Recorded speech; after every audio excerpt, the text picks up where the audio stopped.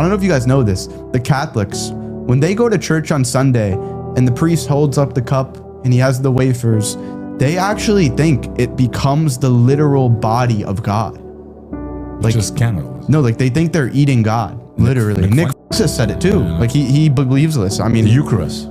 the Eucharist. They literally think that they're eating God on Sunday. And if you're not doing that, you're basically doomed to hell. The Catholics don't think Protestants and all the other Christians are going to heaven. None of these rituals were left by Jesus Christ. The Prophet Muhammad, peace be upon him, taught his people how to pray. They developed all these rituals after the life of Christ. So God couldn't even leave a completed book while he was alive and instructions how to worship him while he's on earth with us, close.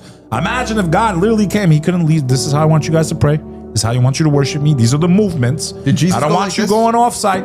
I don't want you going la la la with tongues and guitars. And he came down and he couldn't get it right.